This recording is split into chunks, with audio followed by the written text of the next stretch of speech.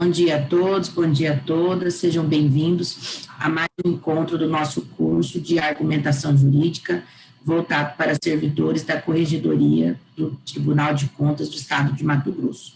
Hoje nós vamos dar continuidade ao nosso terceiro módulo e eu preparei alguns slides, eu vou compartilhar aqui a tela com vocês, só um minutinho. Aí eu peço só para vocês confirmarem se vocês estão conseguindo ver os slides. Conseguem ver? Sim, está aparecendo. Sim, então beleza. Então, vou fazer uma breve revisão do que a gente viu no módulo 2, né? Então, no módulo 2 nós falamos sobre as tipologias argumentativas, né? Os tipos de argumentos, os recursos argumentativos e também alguns indicadores de força argumentativa. Nós vimos alguns critérios pelos quais a gente percebe quando o argumento é forte e quando esse argumento é fraco.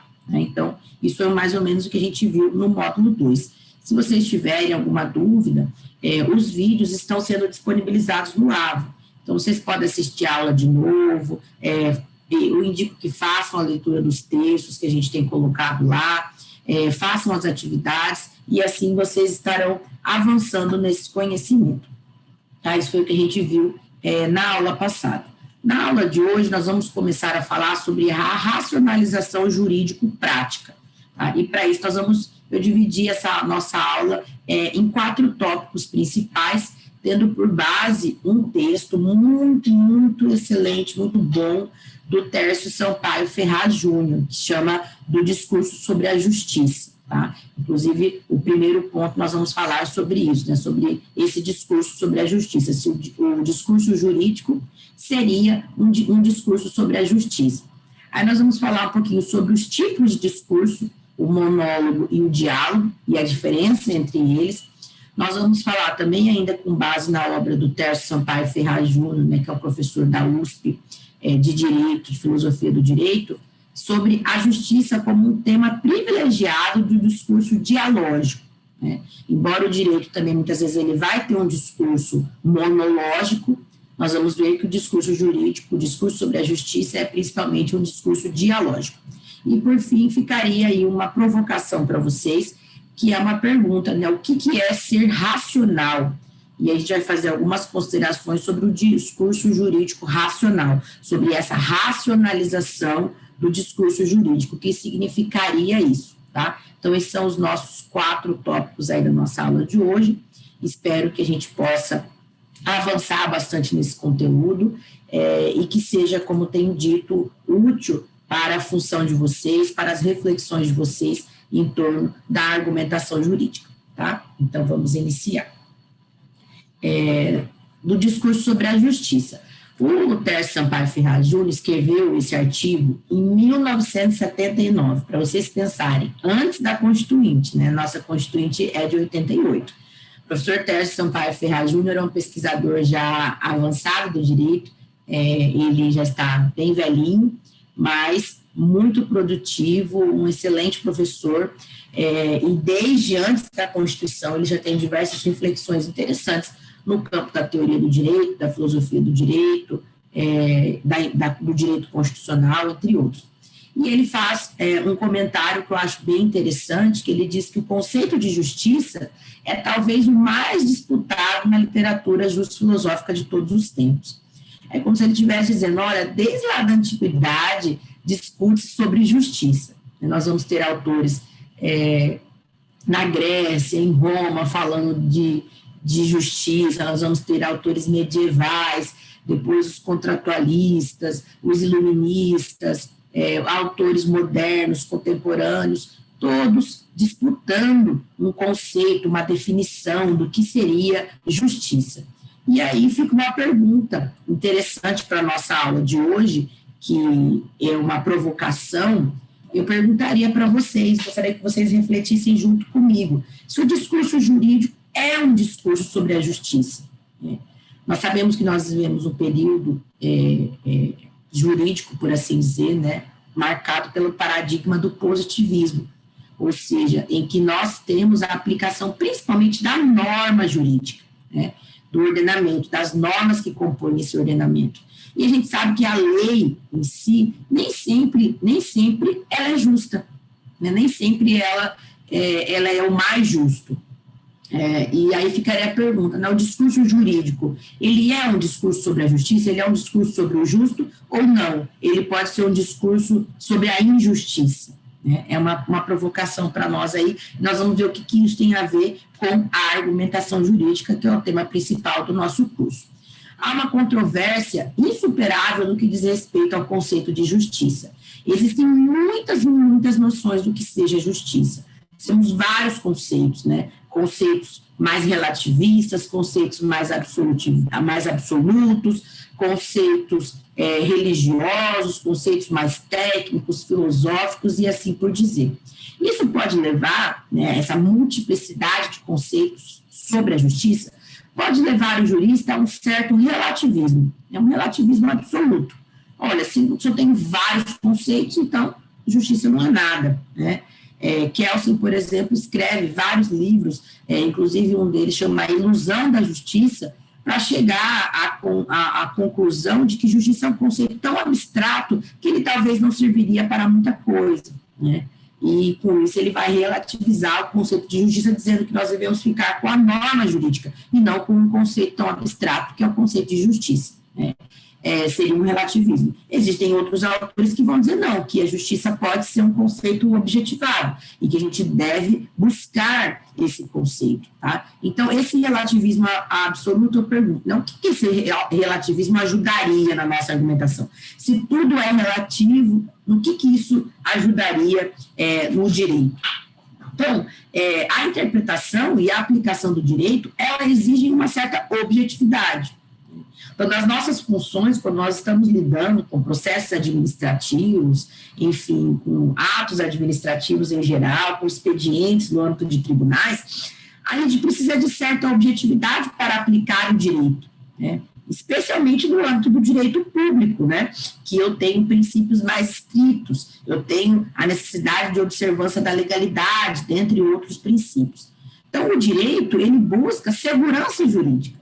Ele busca essa segurança, ou seja, uma resposta que seja segura, não definitiva, mas que pelo menos traga pacificação social e seja uma resposta, como a gente tem falado, aplicável a outros casos semelhantes, né? Porque se eu tiver uma aplicação para cada caso, eu não vou ter segurança jurídica. E aí fica a pergunta, mais uma provocação, como alcançar essa segurança jurídica, né? O Tércio Sampaio Ferraz Júnior diz que toda sociedade tem os seus fundamentos. Então, por exemplo, a sociedade ocidental, ela se formou sobre alguns fundamentos, sobre algumas abstrações que decorrem da racionalidade humana. Por exemplo, a ideia de contrato, né? Então, o que é um contrato? É um instrumento que traz obrigações para duas partes. Então, eu e a Giovana vamos firmar o contrato aqui, e eu vou ter que cumprir minha parte, a Giovana vai ter que cumprir a parte dela, né? Nenhuma de nós duas vai poder descumprir esse contrato. Então, essa é uma ideia importante para o Ocidente. Sobre ela se fundamenta diversas transações econômicas e sociais. É um fundamento da nossa sociedade. A ideia de propriedade. Eu tenho aqui um local que é meu, que ninguém pode invadir, eu preciso de uma segurança em relação a essa propriedade. As manifestações de poder, né, nós adotamos a teoria do Montesquieu, nós temos a separação dos três poderes, legislativo, executivo e judiciário, né? Esse é um outro fundamento da nossa sociedade. A ideia de família, né, é um outro fundamento da nossa sociedade. Por que eu estou falando dos fundamentos? Porque o Tércio entende que, a partir dos fundamentos da sociedade a qual nós pertencemos, nós aceitamos, consciente ou inconscientemente, um determinado padrão de justiça, né? Usando como base para posteriores ilações, né? Então, quando a gente vai pensar sobre justiça, querendo ou não, a gente leva em conta esses fundamentos da sociedade a qual a gente pertence. Então, um exemplo, né? Apenas para figurar isso. Nós estávamos numa questão familiar na semana passada, né? Minha cunhada e meu cunhado estavam tendo uma discussão, né, sobre a maneira de proceder em relação à filha deles. E aí eu disse para minha cunhada, mas o que ele falou? Ah, ele falou que ia fazer assim, e ele não fez como ele falou. Ele falou que ia fazer e não fez como ele falou. Falei, não, então ele está errado.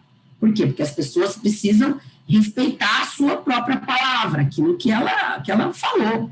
Falou que não ia levar a criança em tal lugar, e levou. Né?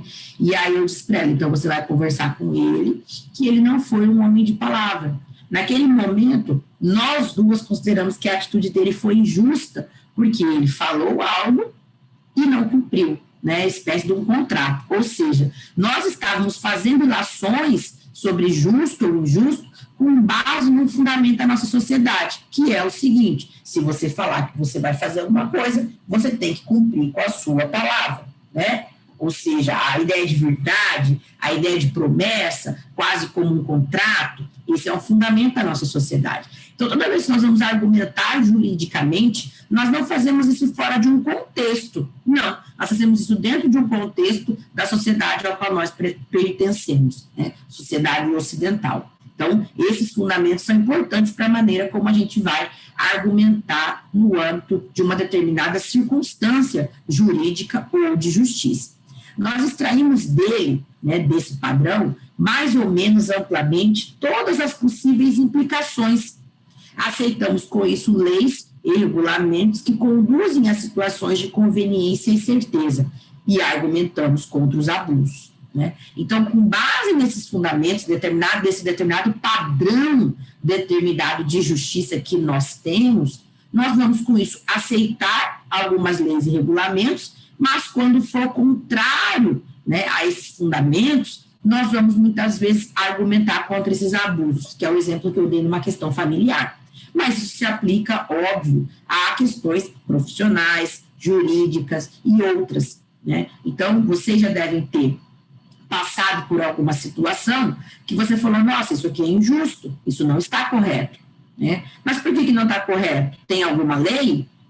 Talvez não, né? Mas tem ali um princípio, tem ali uma questão de boa-fé, tem uma questão de ética, né? Ou tenha uma lei, um regulamento ao qual você adere, ao qual você concorda, fala, não, ele não agiu assim de acordo com essa norma.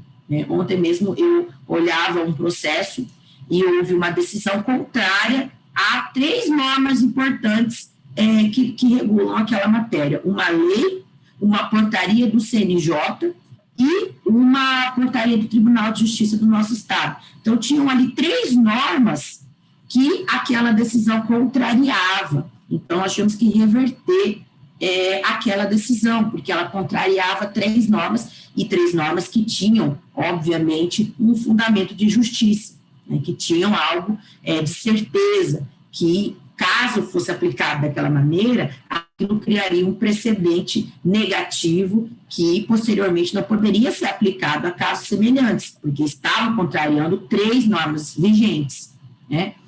Ou seja, a ideia tradicional de justiça, de certa forma, ela é relativa, então, a algo objetivo, qual seja as instituições vigentes, né? Os princípios da nossa sociedade, os fundamentos da nossa sociedade. A partir desses fundamentos, a gente vai, como eu disse, aceitar essas normas e argumentar com base nelas, ou argumentar contra os abusos, dizer, não, isso é injusto, né? Como foi a situação familiar, como foi essa outra situação com o processo. Não, isso aqui está contrariando uma norma, ou isso está contrariando um princípio moral, né? A nossa argumentação sempre vai se dar dentro desse contexto. Embora a definição de justiça não seja universal, né? Ou seja, nós temos dito, existem múltiplos conceitos de justiça, muitos conceitos, né? Várias definições. Então, a definição não é absoluta do termo em si, né? Tem gente que considera que justiça é dar a cada um o que é seu, tem gente que considera que justiça é deixar as pessoas serem livres, tem gente que considera que justiça é igualdade, tem gente que considera que justiça é cumprir a lei, enfim, existem múltiplas definições. Então, não temos consenso, né? Então, não temos universalidade do que toca ao termo, à definição. Mas pode-se dizer que a ideia de justiça, ela se universalizou de tal forma que na vida pública ou privada, ninguém pode negligenciar a apresentação dos seus atos como justos ou injustos. Você não vai ter nenhuma sociedade que vai dizer para você que você tem que ser injusto. Não. Todas as sociedades vão dizer que você tem que ser justo. A maioria delas vão dizer que você tem que ser justo, que você tem que agir com justiça. Embora a gente não concorde sobre o que seja agir com justiça. Mas a gente concorda que a gente tem que ser justo, que as pessoas têm que se conduzir de forma justa. E essas pessoas, na sua vida pública, como é o caso, né, da nossa função que nós exercemos, que vocês exercem, nós somos chamados a apresentar os nossos atos como justos. Né? Alguém fala, Giovana, mas por que você está fazendo dessa maneira? A Giovana vai dizer, não, eu estou fazendo dessa maneira porque eu tenho aqui uma portaria, uma resolução, um expediente que determina que eu faça dessa maneira. Ah, então beleza, Giovana, você está se conduzindo de forma justa. Professora Juliana, por que a senhora está fazendo assim? Olha, porque no meu plano de ensino, nós previmos que seria dessa maneira. Né? Então, isso é justo. Determinado magistrado, por que você está decidindo assim? Eu estou decidindo assim porque eu tenho um precedente aqui do STJ, do STF, que diz que eu devo decidir dessa maneira, eu estou seguindo um precedente. Então, toda pessoa no setor público, ela tem que estar preparada para apresentar as razões da justiça dos seus atos, tá? Argumentar por que você está sendo justo, né? E também as relações privadas, então, nas relações familiares, como eu dei o exemplo, né? Ah, pode ou não pode levar a criança? Entramos num acordo, precisamos cumprir este acordo, né? Por exemplo, situação familiar, eu estou com a minha mãe passando por uma enfermidade, pressupõe-se que por ela ser minha mãe, eu devo ajudar a cuidar dela, que isso é justo. Se eu fizesse, estaria negligenciando um princípio de justiça. Né? Alguém poderia dizer, nossa, mas como que a professora Juliana ensina sobre justiça, mas ela não ajuda a cuidar da mãe dela que está doente, né? Isso não seria justo, numa relação privada, né? Então, as pessoas poderiam me perguntar, mas por que você está fazendo dessa maneira? Porque eu considero que isso é justo ou não, né? Nós sempre somos chamados a declinar as razões das nossas ações como sendo justas ou injustas, né? Porque nós vivemos nesse contexto, né, nessa base moral e jurídica baseada, pelo menos em tese, no conceito de justiça. No contexto do Estado de Direito, os atores sociais, inclusive os juristas, são sempre chamados a declinar as razões justas das suas escolhas, das suas teses, dos seus argumentos. Né? E esse é o espaço que mais nos interessa. Embora o discurso sobre a justiça ele se aplique às relações privadas, é óbvio que o foco do nosso curso aqui não são as relações privadas, são as relações públicas, são aquelas que acontecem no âmbito dos órgãos públicos, dos atos públicos, né, da nossa atuação profissional, né, que se dá no âmbito de órgãos públicos. Então, nesse espaço, nós temos que estar sempre preparados a declinar as razões das nossas escolhas. Por que você escolheu fazer dessa maneira? Por conta disso e disso e disso. Então, quando você vai declinar as suas razões, das suas teses, dos seus argumentos, você está, de certa forma, se utilizando da argumentação jurídica, que é essa técnica utilizada para demonstrar a justiça dos seus argumentos. E de que forma esses seus argumentos conduzem a uma síntese, a uma conclusão também justa, né?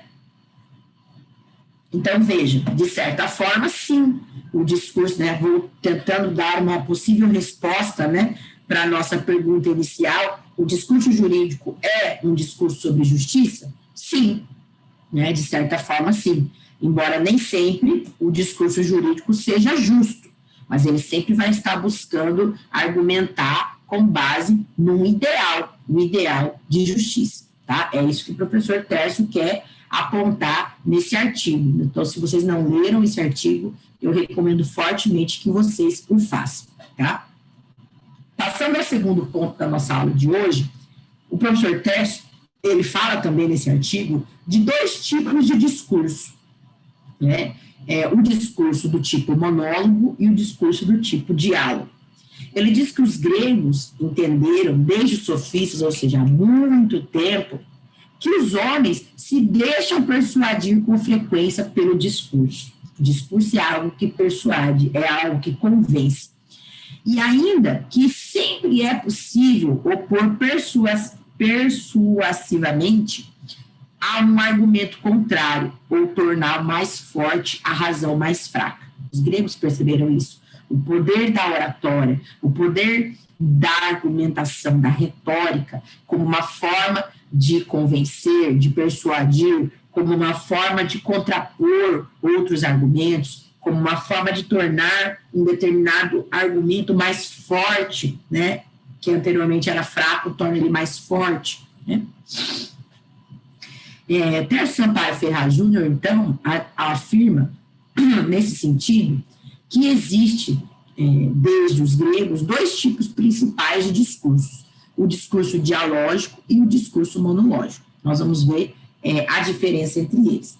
Desde já, eu quero pontuar para vocês que mesmo no discurso monológico, nós temos o ouvinte, que nós vimos lá, né, os 3 elementos da argumentação, o orador, o ouvinte e o discurso. Então, o discurso monológico, sou eu falando para a parede? Não, você sempre vai ter o ouvinte. Só que no discurso dialógico, o ouvinte vai ser um partícipe ativo. Ele vai participar do discurso, ele vai construir o discurso. Ou seja, o discurso dialógico é sempre baseado num pensamento tópico. Ou seja, eu tenho um problema para ser discutido, eu tenho uma tópica aqui, um tópico, um problema para se discutir e aí chegar a uma conclusão. Então, o ouvinte participa do discurso, no discurso dialógico. E no discurso monológico, não. O ouvinte não participa, ele ouve. Ou seja, não tem ali um dúbio, né? Uma dúvida. Há uma certeza, há uma indiscutibilidade. O ouvinte, ou ele ouve e adere, ou ele ouve e se retira. Ah, não concordo com isso, não faço parte. Ele não tem a possibilidade de participar, de construir. Por quê? Porque não há discutibilidade ali, há certeza, tá? Então, é basicamente essa a diferença do discurso dialógico para o discurso monológico. Nessa tela, eu fiz para vocês uma comparação entre o discurso dialógico e o discurso monológico, com base também no artigo do professor Tércio Sampaio de Ferraz Júnior, né? Então, o discurso dialógico, como eu disse, ele parte sempre de uma tópica. É uma técnica para pensar problemas. Então, eu tenho um problema, eu preciso resolver esse problema, então eu trago vários atores para discutir sobre aquele problema. Quem tem o melhor argumento vai prevalecer e nós vamos chegar numa síntese, numa conclusão que se extrai dessas opiniões. Já no discurso monológico, não há dúvida, há certeza, há uma indiscutibilidade, a conclusão ela já está posta, eu vou apenas relatar, né? Eu vou apenas demonstrar essa conclusão, ela não está em discussão, né? No discurso dialógico, sempre tem alguém que vai decidir, né? Porque são vários os argumentos que estão sendo trazidos ali, e aquele que decide deve ser imparcial, ele deve considerar todos os argumentos que estão sendo levantados. No pensamento utópico, existem graus de intensidade da adesão. Você pode aderir mais ou menos, bastante, muito, totalmente, né, com aquela argumentação, porque ela está sendo construída. Já no discurso monológico, como a argumentação, né, como o discurso, ele já está posto, ele já é uma conclusão, ou você adere a ele, ou não. Você não pode fazer isso em graus, né, você tem que fazer isso totalmente. Ou você concorda, ou você não concorda. Não há no discurso monológico uma dimensão pragmática, uma dimensão prática, né? Como há um certo, o ouvinte ou se submete e aceita, ou se insurge e recusa aquele discurso. É como se o discurso existisse por si mesmo, independentemente do orador, que está apenas falando, demonstrando, e até mesmo do ouvinte, porque eles não estão participando dessa construção. Não desenvolve uma argumentação, mas sim uma demonstração. Estou relatando, demonstrando algo. Já no discurso dialógico, nós temos uma participação importante do auditório. O ouvinte participa da argumentação. Os participantes devem estar dispostos a serem convencidos. Então, é uma construção. A conclusão não está posta ainda. Ela vai depender dessa nossa discussão, desse nosso diálogo, tá? Esse é o discurso dialógico, tá? Professora, o discurso jurídico, ele pode se apresentar tanto como um discurso dialógico quanto um discurso monológico, tá? Mas o professor Tércio entende que o discurso jurídico, ele é primordialmente um discurso dialógico, tá? Ele vai ter que, muitas vezes, apresentar uma certeza, uma conclusão, mas ele é primordialmente dialógico, ele permite esses múltiplos atores participarem da sua construção. No que se refere à participação do ouvinte, Aristóteles distingue dois casos, tendo em vista a situação temporal do objeto de discurso. Também nós falamos disso na primeira aula, né, os tipos de discurso, ou foi na segunda. Se este pertence ao passado, né, é o discurso judicial, o ouvinte é chamado a participar como juiz. O fato já aconteceu lá no passado, nós vamos discutir sobre ele agora. Nós vamos discutir uma decisão para aplicar a esse fato.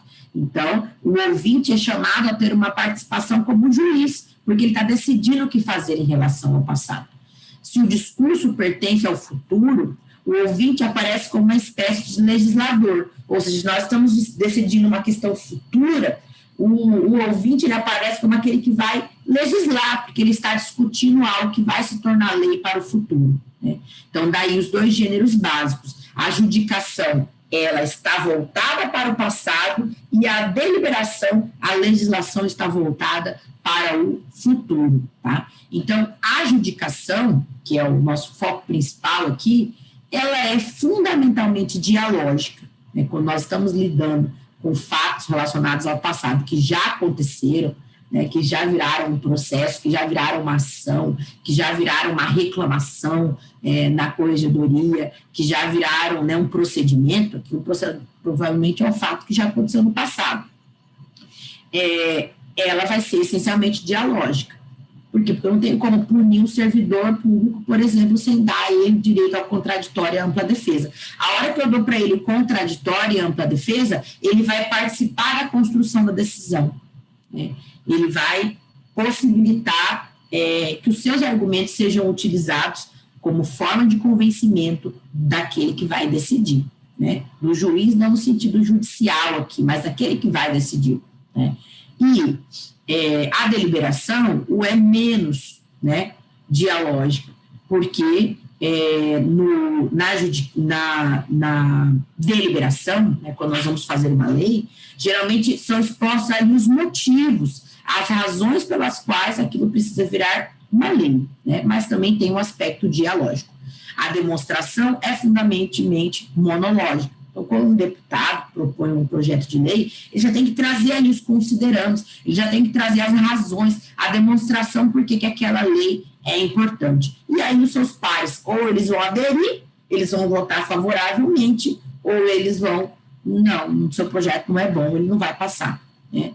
Então, essa demonstração que ele faz, ela é fundamentalmente monológica, ou as pessoas aderem, ou as pessoas não aderem a ela. Então, um exemplo de discurso dialógico que o Tércio traz, os diálogos socráticos, né? A filosofia, ela começa basicamente na figura de Sócrates com diálogos, né? Então, Sócrates não vai escrever nenhum livro, ele propunha debates, diálogos com os seus por assim dizer, não alunos, né, os seus pupilos, né? Porque Sócrates era visto como um mestre. Ele propunha vários diálogos ali. Então, isso é um discurso dialógico, porque com esses diálogos eles iam construindo uma conclusão. Sempre perguntas, respostas, e assim construindo um conhecimento. Tá? É um exemplo. Um exemplo que o Tércio traz de discurso monológico, a fé. A fé imposta, por exemplo, né, vamos dar um exemplo, o cristianismo. Ou a pessoa adere ou não. Os termos, né, da Bíblia, os termos da fé cristã, eles não estão em debate, eles não estão em dúvida. Eles estão postos como uma conclusão. Deus é bom, Jesus morreu por você, né, Jesus salva, né, se você não aceitar Jesus como seu salvador, você vai para o inferno. Né? Então, é uma conclusão que já está posta, não está sendo debatido isso, não há dúvida para aqueles que creem sobre isso. Então, ou você vai aderir a essa tese, ou você não vai aderir. Os termos não estão em debate. tá? Então, são alguns exemplos aí desses dois tipos de discursos muito importantes. E aí, como eu disse, passando então ao terceiro tópico da nossa aula, para o Tércio Sampaio Ferraz Júnior, a justiça é um tema privilegiado do discurso dialógico, né? Onde eu vou ter sempre esse dúbio, esse problema, essa dúvida sobre o qual vai se construir todo o discurso para se chegar a uma conclusão. Então, o discurso sobre a justiça, ele é eminentemente dialógico, né? A justiça, ela é uma forma e não matéria, né? Eu tenho uma forma de se argumentar para se chegar a essa conclusão, né? Olha o que John Rawls vai dizer. John Rawls é um importante filósofo liberal americano. Excelente a obra dele, recomendo muito, muito a leitura para vocês. Ele tem um livro chamado Uma Teoria da Justiça, que é excelente, e um outro chamado O Liberalismo Político. Os dois são muito, muito bons, vale muito a pena, tem traduzido para o português, muito acessível. Ele diz assim: a justiça é a primeira virtude das instituições sociais, tal como a verdade é para o sistema de pensamento.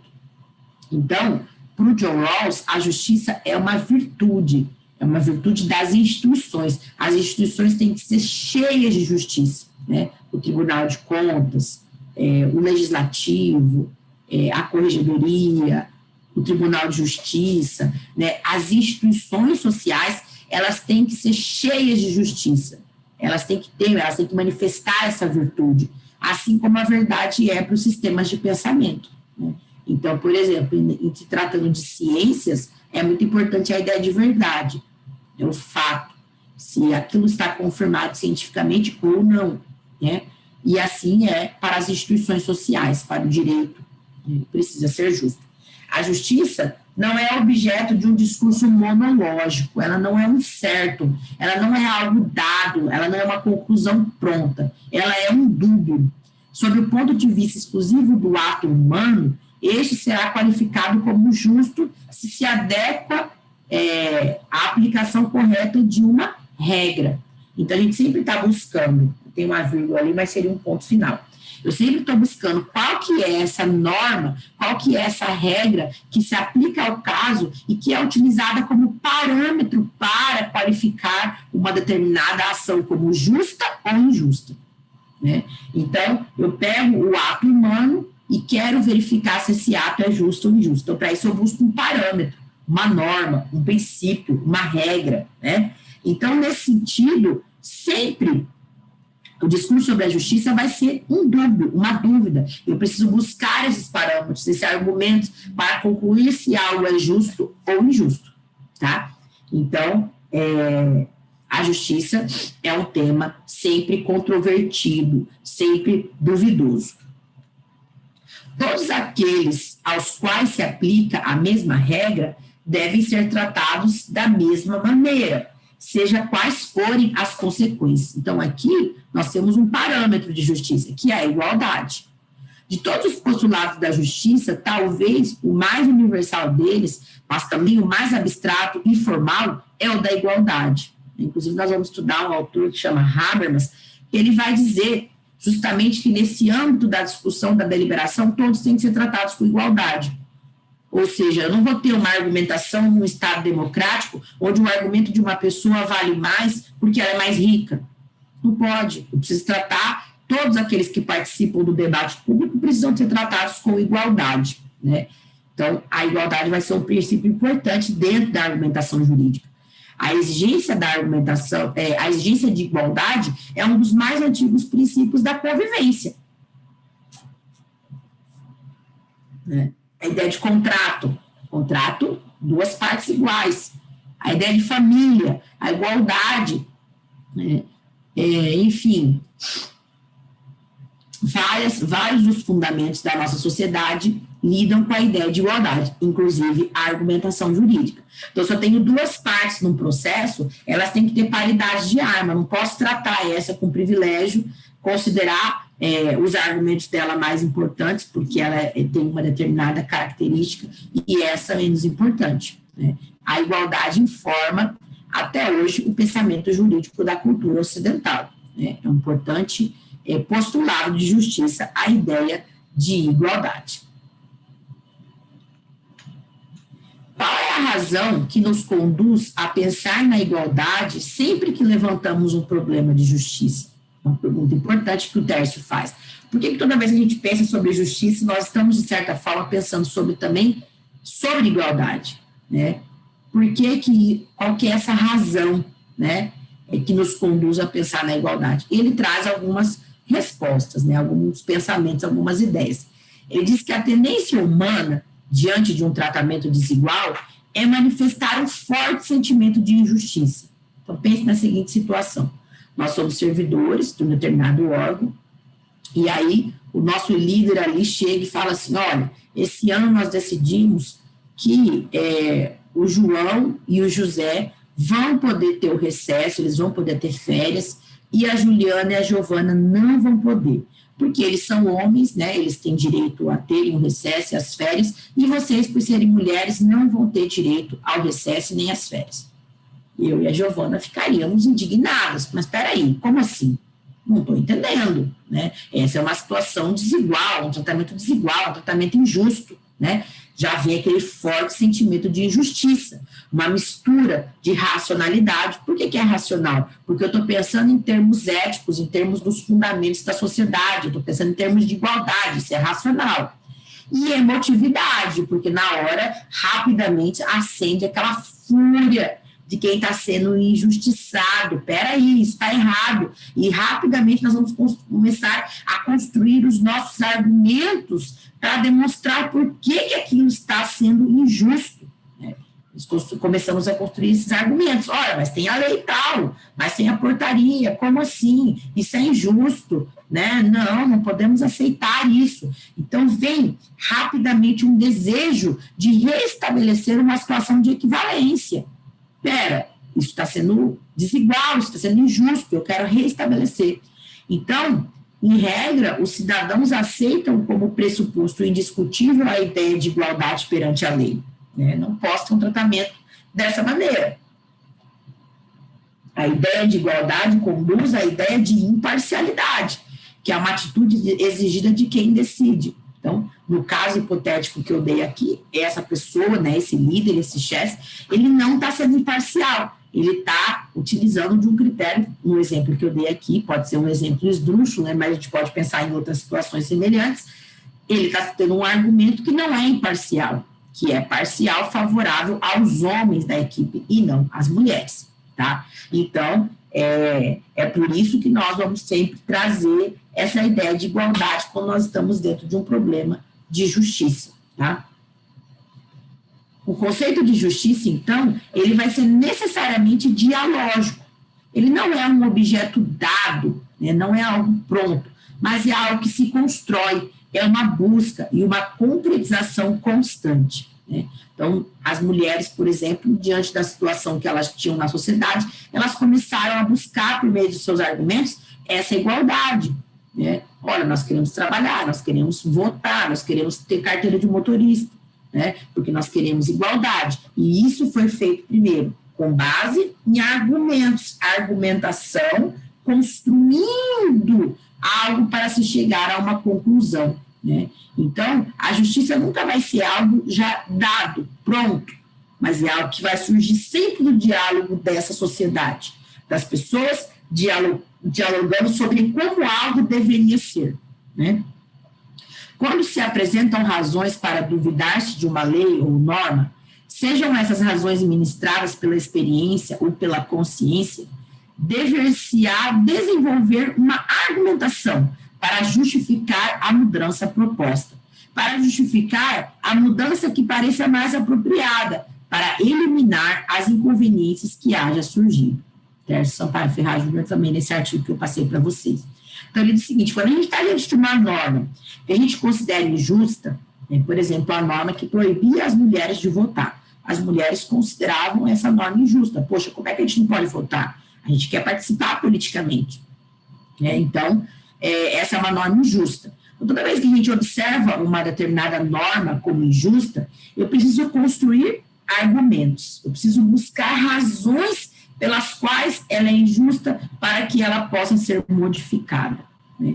Isso também no nosso espaço de trabalho. Quando você tem algum determinado procedimento que você considera que não é bom, que não é adequado, que não é eficiente, e você quer mudar aquele procedimento, como é que você faz? Você precisa construir argumentos. Você pode chegar, né, para o seu chefe de setor e falar, olha, eu tenho uma proposta aqui para o nosso setor, de fazer o trabalho dessa maneira, vai ser melhor. Vai te perguntar, mas por que é melhor? Você vai ter que ter argumentos. Toda vez que eu quero uma mudança, por menor que ela seja, eu preciso de argumentos para que essa mudança aconteça, né? Eu já passei por situações assim, na onde eu trabalho. Gente, tem uma proposta. Mas por que isso vai ser melhor? Então, vai ser melhor por conta disso. Nós vamos melhorar esses números aqui, nós vamos atender melhor essa situação, nós vamos conseguir olhar essa demanda aqui que nós não estamos conseguindo atender. E aí, com base nesses argumentos, dialogando, algumas propostas podem ser que sejam acolhidas e outras não.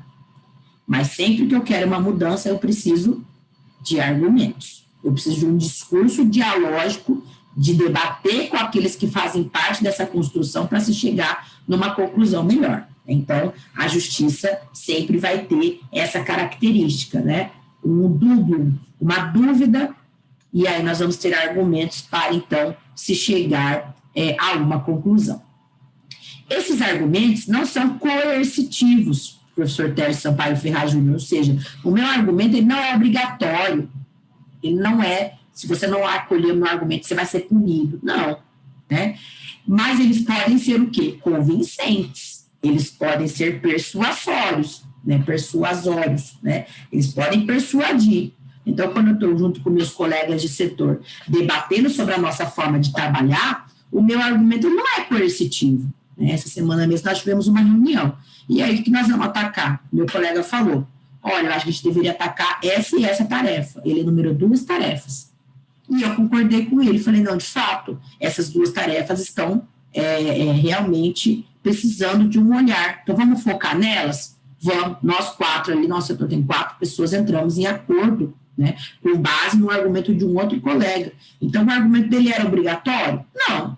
Nós poderíamos falar, não, a gente não vai focar nessa tarefa, tem várias outras tarefas, vamos focar em outra, né? Mas nós, observando os argumentos daquele colega, percebemos que realmente fomos persuadidos, né, pelo seu argumento e aderimos à sua tese. E já estamos, inclusive, desde ontem, atacando essas 2 tarefas sugeridas por ele, né? Então, o argumento ele não é, no Estado democrático de direito, né, obrigatório, coercitivo, ele é uma possibilidade, né, mas ele pode ser convincente, ele pode ser persuasório. Podemos, então, construir uma base razoável para se tomar uma decisão, né?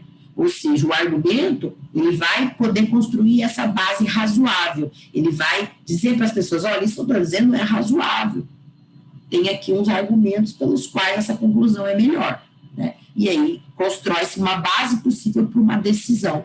Pode ser uma decisão simples, né? Como a definição de uma tarefa da semana, como eu exemplifiquei. Fizemos uma reunião, decidimos qual vai ser a tarefa da semana. Semana que vem já vai ser outra tarefa, né? Vai ser outro foco, né? Mas a gente tem uma base ali razoável, racional, para se chegar a essa decisão, né? Para se tomar a decisão sobre qual vai ser o foco da nossa atividade da semana. Olha que interessante essa frase do Tércio Sampaio Ferraz Júnior, esse que está na foto é ele. Ele diz o seguinte, a justiça é, portanto, um objeto do diálogo. Isto é, o discurso sobre a justiça é necessariamente dialógico. Vale dizer, romper o diálogo é romper a possibilidade da justiça. Ou seja, a partir do momento que eu rompo, falo, não, eu não quero mais discutir, eu não quero mais debater, eu não quero mais dialogar. Você rompe com a possibilidade da justiça, porque a justiça sempre vai necessitar do diálogo, dessa construção, do debate, do discurso dialógico. Se você não quer participar do debate, e nós temos vivido esses momentos, né, um momento de polarização política, um momento de crise, muitas vezes as pessoas não querem participar do diálogo, então, a partir desse momento, a justiça, de acordo com o Tércio Sampaio Ferraz Júnior, ela deixa de ser possível, né, se não há esse debate, se não há esse diálogo. Acho interessantíssima essa conclusão dele, tá? Está no artigo que eu coloquei para vocês lá no AVA, no módulo 3. E aí chegamos, então, ao quarto e último tema da nossa aula. Pensar tudo isso, né? Discurso sobre a justiça, os tipos de diálogo, a justiça como um exemplo, né, de discurso dialógico. Ficaria a pergunta, né? Se a nossa aula é sobre racionalidade jurídico-prática, né? O que significa, então, um discurso racional, né? O que significa ser racional dentro desse campo, né? Dentro desse contexto da justiça. Racional, de acordo com o dicionário, é aquilo que é relativo à razão. Lembra dos argumentos? Os argumentos têm que ser racionais, têm que ser razoáveis. Ou seja, racional é aquilo que procede da razão, ou que se baseia num arrazoado. Isso está no dicionário. Para John Rawls, que é aquele autor que eu falei para vocês, né, que tem 2 livros muito interessantes, Uma Teoria da Justiça e o Liberalismo Político, ele diz que a racionalidade tem a ver com a capacidade em efetivar e exercer as faculdades morais, bem como desenvolver a própria concepção do bem. Se aplica quando o agente entende quais são os fins e os meios para atingi-lo. Então, para o Rawls, racionalidade tem a ver com você pensar sobre certo e errado. O que é certo? O que é errado? O que é justo? O que é injusto? O que é bom? O que é ruim? Né? Mas o agente racional é aquele que consegue entender qual é o fim e qual é o meio para atingir aquele fim. Então, se eu quero comer, o que eu preciso fazer? Eu preciso trabalhar e comprar comida. Então, o fim que eu quero é comer, então eu preciso trabalhar e comprar comida. Isso é ser racional, quando você consegue ver consequências e meios, né? Então, o que seria essa racionalidade jurídica? A racionalidade jurídica, então, ela é a busca pela legitimação do direito pela razão. Olha que interessante. O direito, ele precisa se legitimar. E nós estamos sendo chamados novamente a apresentar as razões pelas quais o direito, as instituições são legítimas. As instituições públicas estão sendo atacadas. É injusto, o servidor público não trabalha, né? Argumentos assim, né? E aí nós somos chamados a apresentar as razões da importância do nosso trabalho. Então, o direito, as instituições públicas estão sob ataque. No momento do ataque, eu preciso racionalmente apresentar razões racionais pelas quais o direito, a instituição que eu trabalho, o meu trabalho é legítimo dentro do Estado democrático de direito. Então, por exemplo, no âmbito do judiciário, o juiz dá uma decisão, rapidamente aquela decisão começa a ser questionada, tem um recurso, tem uma crítica, tem uma notícia, né, um ataque àquela decisão. E aí, o magistrado, muitas vezes, é chamado pelo tribunal a prestar informações. E vai dizer lá, olha, foi por conta disso, mantém a decisão por conta disso, disso. Esses são os fundamentos racionais, né? Ou seja, isso é bom, isso não é bom, isso é justo, isso é injusto, mas tem que ser feito de forma racional, né? Ou seja, o fim é a justiça, a dignidade, e qual que é o meio? O meio é essa decisão que eu tomei. Essa decisão aqui vai atingir o seu objetivo. Aí são algumas provocações na próxima tela, tá, pessoal? Não temos ainda, assim também a nossa aula também se propõe a ser uma aula dialógica, né? Eu quero que vocês também reflitam sobre isso, né? Então, tem aqui uma conclusão pronta. Uma pergunta que o Tércio faz: quem deve ser racional? O direito ou o jurista? É o direito que é racional ou é o jurista que é racional? Uma pergunta interessante, né? Essa racionalidade jurídica, ela é objetiva ou ela é subjetiva? A racionalidade jurídica. Há quem discorde que a decisão jurídica possua uma lógica, uma racionalidade. Um exemplo é o Kelsen. O Kelsen vai dizer, nossa, no fim das contas, isso não faz sentido, não tem lógica a decisão jurídica, porque o juiz pode decidir qualquer coisa pela sua vontade, pela sua emoção. Né? Quem decide pode decidir de qualquer forma e depois só declinar alguns fundamentos pelos quais ele decidiu daquela forma. Mas há quem afirme que tal é necessário, que a decisão jurídica, que a decisão judicial, que a decisão administrativa, ela tenha parâmetros, ela tenha uma racionalidade. Um exemplo disso é o Robert Alexy, mas existem vários outros.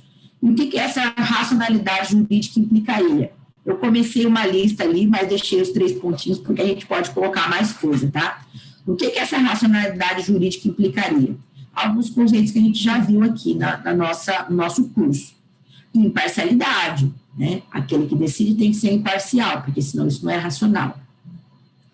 Tem que ser imparcial, tem que levar em conta todos os argumentos que estão sendo trazidos à baila. Legalidade, ou seja, eu preciso buscar as normas jurídicas que se aplicam àquele fato. Não posso inventar uma norma da minha cabeça, eu preciso buscar aquelas que já existem. Quais são as normas? Professor, eu tenho aqui uma portaria, uma resolução, isso se aplica a esse fato. Então, eu tenho ali uma legalidade que decorre de uma racionalidade humana. A busca do consenso, né? Ou seja, o ser humano racional, para conviver em sociedade, ele vai tentar buscar o consenso. Como é o exemplo da reunião, né? Vamos decidir o que fazer, nós vamos ter que buscar um consenso. Se nós somos racionais, nós vamos ter que alcançar esse consenso. A articulação entre essas várias normas, ou seja, não apenas observar a norma, mas ver como que essas normas se relacionam, né? Não adianta nada eu basear a minha argumentação numa portaria, numa lei, se essa lei é inconstitucional. Preciso conseguir essa articulação. Essa lei se aplica ou não se aplica? Observar se essa norma é válida, né? São alguns dos critérios da racionalidade jurídica. Mas os 3 pontinhos estão ali para indicar que pode-se e deve-se adicionar mais elementos a essa lista, né? Do que seria ser racional no sentido jurídico, né? Na minha função, uma pergunta interessante, né? O que significa ser racional na minha função? De forma prática. Não, eu posso elencar ali uma lista do que seria ser racional na minha função. Então, eu estou buscando não apenas essa racionalidade jurídico-prática, mas, em última instância, a justiça, porque o discurso jurídico é um discurso sobre justiça. Tá? E aí, pessoal, chegamos então ao fim. Eu deixo para vocês as referências da nossa aula de hoje, estão aí, principalmente esse texto do Tércio Sampaio Ferraz Júnior, que está lá no AVA, que eu reforço para vocês o pedido para que vocês leiam, tá? Ele está grifado justamente porque a aula foi principalmente baseada nele, e ele está no AVA, faz parte da leitura desse módulo, e com isso eu agradeço a vocês pela presença e deixo mais uma vez o meu e-mail para quem quiser dialogar comigo, mandar um e-mail, se eu precisar de alguma ajuda, eu estou à disposição. Eu vou deixar aqui de compartilhar a minha tela, para eu poder ver aqui. Ok. Essa foi, então, pessoal, a nossa aula de hoje, tá? Os slides que eu preparei, eu vou mandar novamente para o Wellington, eu estou postando lá no AVA. Esse vídeo também vai ficar disponível no AVA, e eu lembro a vocês a necessidade de vocês fazerem a atividade do módulo 3, tá? Tem lá uma pergunta, e vocês vão escrever uma resposta para essa pergunta. Peço para que vocês façam isso de forma elaborada, de forma pensada, vocês têm aí uma semana para cada atividade dessa, porque é uma forma de vocês se prepararem para o trabalho final do curso, que é um resumo expandido sobre a argumentação jurídica no contexto do Tribunal de Contas, tá? Então, eu peço que vocês já se preparem para escolher um tema e fazer um bom resumo. E, para isso, muito importante vocês fazerem essas leituras e acompanhar todo o módulo, tá bom? Agradeço, Giovana, pela sua presença, tá? E aos demais também, que posteriormente vão vir assistir o vídeo. E reforço o pedido de que todos estejam presentes, né? Quarta-feira, sempre às quarta-feiras, das 8 às 9. Às vezes a gente vai avançar um pouquinho, por conta até do atraso que às vezes a gente tem para começar, mas estamos avançando aí. Agradeço mesmo e desejo a todos uma ótima semana, né? Um ótimo restinho de semana. Até a próxima aula, pessoal. Tchau, tchau.